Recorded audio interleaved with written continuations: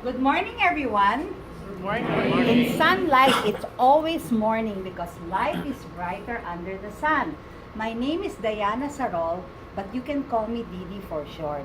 And I'm here today to talk about how to recognize and overcome a sales slump. Now, part one, who am I and what gives me the right to talk about slumps? I was coded at age of 33. I was at 31. I was a single mom with a 4-year-old son. But 2 years later, another kind of production took over. When I got married, I got pregnant every 2 years. A total of 6 times with 3 live births and 2 miscarriages and 1 blighted ovum. So can you imagine what that did to my momentum, right? So it took every ounce of self-discipline to overcome. Life When life gives you lemons, make lemonade. I say when in a slump, you can turn it around to plums.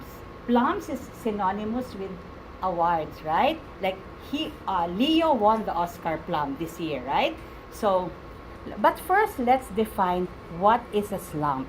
Mr. Webster says it's a slowdown in your sales activity and production. So, like a marriage on the brink of separation, you don't wake up one morning and say, you don't want to be married anymore. There are early warning signs. Like those yellow triangle that you see far away on the street. So the thing to do is to recognize the triggers, because for every slump trigger, there is a slump buster. Now, these are the early warning signs. Dwindling pipeline of prospects. As you know, our job entails having an endless list of prospects. Like, I have a small notebook in my bag. I have a list of closable closes on my phone. So we should have a pipeline. And once that dwindles, like it's sales, summer campaign, and you're thinking, who am I going to talk to? And you list down prospects from President's Month. That's the first sign. Another sign is when you are focused on a big case. Believe me, that can trigger a slump. You know why? In Tagalog, we call it gigil. You want to close that case so much that you tend to forget the other small bread and butter cases. When in reality, they say that our activity should follow the law of the farm, right? You have to plant in order to sow. But you should also plant different kinds of trees, because a big case can be likened to a mango tree, right? It can take a year. It can take years. So, in the meantime, how are we going to be sustainable? The third trigger is call reluctance. Believe me, I struggled with that as a newbie. Whenever I would call on a prospect and the other line would say, "Oh, he's out," I'd say, I'd give a sigh of relief. Okay? And as a rookie, it was my dad, who was then 60 years old, who would do the approach for me. And one day, you know what he said? "D, you're scared, right? You're scared of talking to people." I said, "Yes, I suppose so." And you know what he said? "What's the worst thing that can happen?" Okay? No. Right? Now, are you going to die? Is it going to kill you? I said, no. So imagine my dad, it was like having a unit manager at home, and he has no sales experience. So when I topped a national contest for number of lives on my first year, I asked Miss Esther Tan, could I have my dad in the audience? Because he is really the wind beneath my wings. Another trigger is when rejections come one after the other. Let's face it, it can drain the most positive person. Do you agree? Yes. Okay? Because I call that in Tagalog, inaalat. You have earnest activities, and yet it's like, oh, I like that, but can you come back during 13th month bonus. Oh my God, that's still what? 6 months away, right?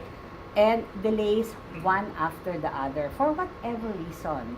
It can be underwriting, postponed, right? And then you see the first four are self-inflicted. We pu- we we put it upon ourselves. That's why we get into a slump. But life happens, right? So there are certain life events that can trigger a slump, such as, of course, sickness, death in the family, loss of a loved one, ba? Problem with a child or a relationship, mother-in-law, believe me, it happened. So, yan, all of that, it can trigger a slump. And when you tend to get stuck in your comfort zone, for example, you're used to calling on dentists because you were a dentist before. And then you feel that you already saturated that. So you feel stuck and you don't know who to ask anymore. So call reluctance, how did I overcome that? I really struggled with it because I didn't call on my natural market for fear of rejection. It would just be too painful. But what I did to overcome was to call on people I didn't know, referrals. Do you find that people who don't know trust you more than people you know? Yes. Yes, di ba?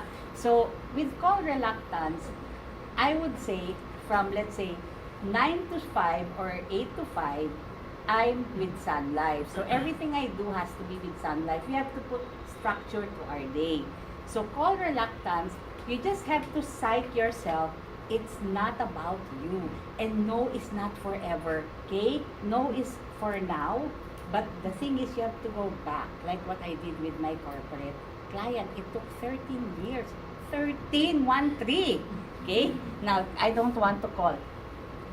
There are days we just have to cut ourselves some slack. One time, I was pregnant and it was so hot, summer, so I would be so sleepy. I don't have morning sickness, but I'm sleepy. Like after lunch, I have to go home, take a siesta. Then I'd be sweating because it's so hot. Then I go out again. But this is what I did one time. I landed my first mutual fund institutional account because I said, I'll stay home, but I'm not going to do anything like eat merienda, watch TV, and I'll just call, fill up the next week. That's what I did. And I landed an institutional account for mutual funds. So, you see, for every symptom, there is a cure. For dwindling prospect list, you know what happens? A month after I give birth, I feel so fat, ugly, unglamorous. But guess what? I make it a point, I visit existing clients. Clients who are just in the office, because you know they're just there. So, the path of least resistance, you don't need to make an appointment.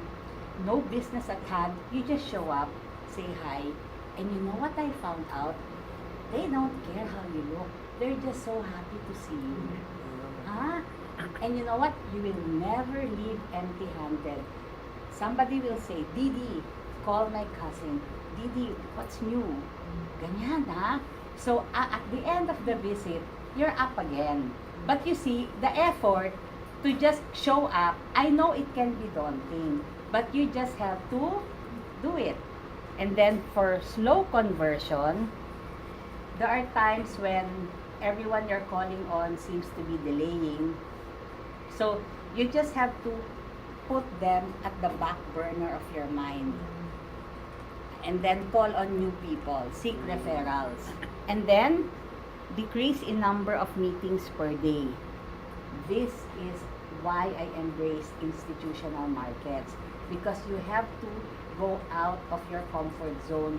It's one thing to work hard, it's better to work smart. So you nest at a place, at an association, at a company, where in one place, in one parking, you optimize your time, your effort, your outfit and your makeup, right? Lahat yan, sulit. Okay, now, yan, as I said, those are the triggers. Now, this is what I do. Do you find yourself sometimes you're stumped by an objection that you don't know the answer? There's a question and you can't seem to overcome. It's like an obstacle course, yung hurdle. What do you need? What do you do? I learned this from one of my best friends in Sunlife, who to me is the most brilliant, Myra Chan Cruz of Redwood. This is what she says. You know what you do, Didi? Imagine your mind, your brain is a 4-burner gas stove. So you have the front and you have the back burner. What you do, when you can't seem to overcome or answer an objection, put it at the back burner of your mind. Do your favorite chill out activity. Do something that makes you happy, whether it's you watch a movie or you go to the spa, or with me, it's taking a morning walk because it clears my mind. And then, you know, you have endorphins. Yeah.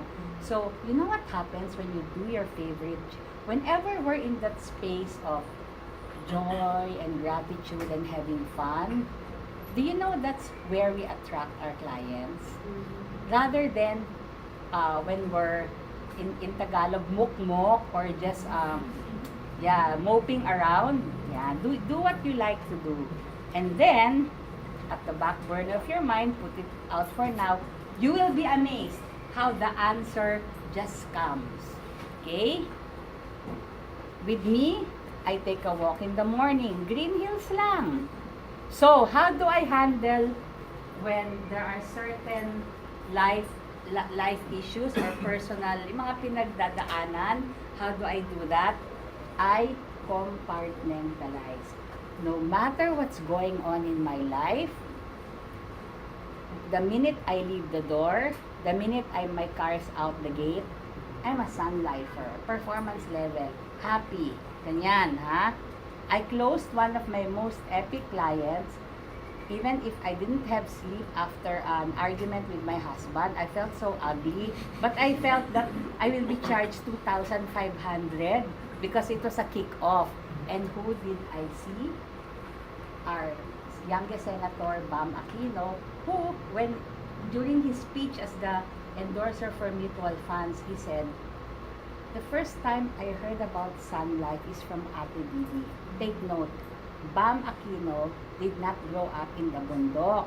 Okay, he lives in QC. He was a valedictorian, summa cum laude. But why did he say, the first time I heard about Sunlife is from Ate Didi? What does that mean? The market is far from saturated.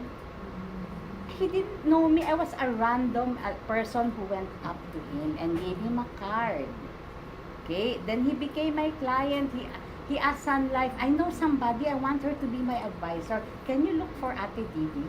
Ganon, ha? So, compartment, no matter what's happening in your life, okay? Imagine putting it in a drawer. Yan, shelf. So, from 8 to 5, you're out there, you're facing clients. And then, during times of crisis, how do you manage? You feel overwhelmed by anxiety, by grief. Live one day at a time. Okay, you got this, girl. You just live one day at a time. Okay, that's how to do it. Put everything into perspective. And as I said earlier, put structure into your day. It's very easy to fall prey to, oy, kape muna tayo, tapos 3 oras, it's 3 hours already. So you need to just focus like a horse with blinders. Focus on activity. Now, comfy in our comfort zone. Many of us who do not have breakthroughs are in our comfort zone. Do you agree? Okay, so what I did that led me to my own breakthrough was to see the blue ocean of corporate accounts, which I'm going to share later. So call on new people, new markets. Okay. Over the course of, I'm 24 years and 7 months with Sunlife. I'm turning 25 years by October. So, I have a good number of friends who have asked me na, you know, I'm not sure this is for me. yung those people who are on their way out already, because if you do not arrest a slump, you can spiral down.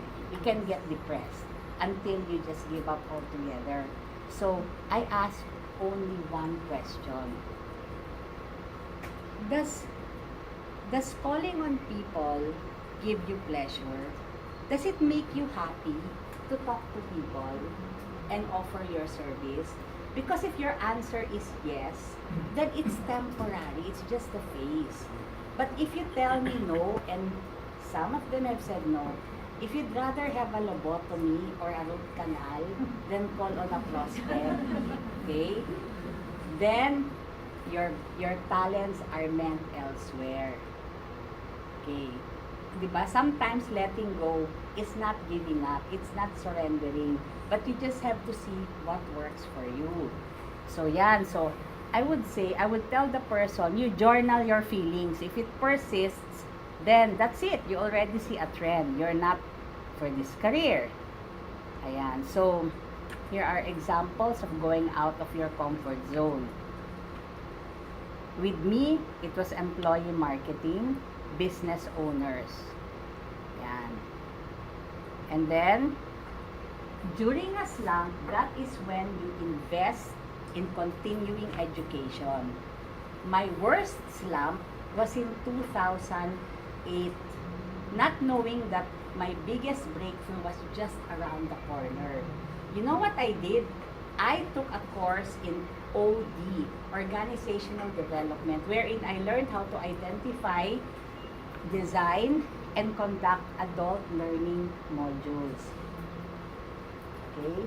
So, that's what I did with my slump. And look at it now. I'm able to marry my two passions of speaking and sun life. Right?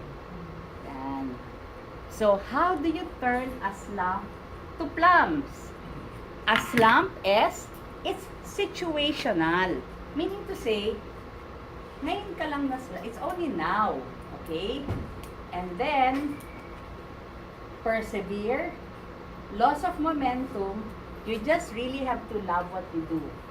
Because to do great work, love is the number one ingredient. It's up to you. And then, unwavering faith in God, in yourself. M is mindset. How do you have to? It will give you back your momentum. P is when you tend to procrastinate. I'll do it tomorrow. But if you overcome that, you will get your second win. Now, it's very important. Diba, there's a prayer.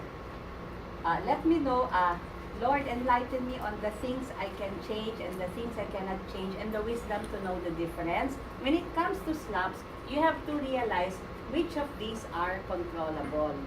You can control your approach. You can control how many people you call. And you can control your mindset, no matter what anybody says. And then, skills, you can control them.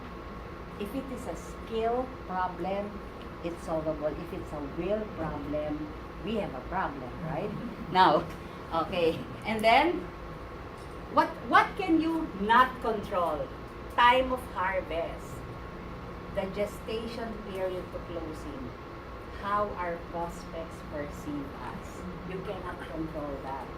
If they've had a sad experience before, then you're going to bear the brunt. Or you cannot control objections and resistance to life insurance.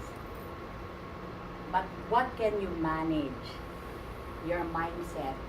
This is where victim versus responsible comes from. I'm sure most of us in the first quarter were saying, "Nako, the market is down. There's so much uncertainty. That's why no one really wants to enter now."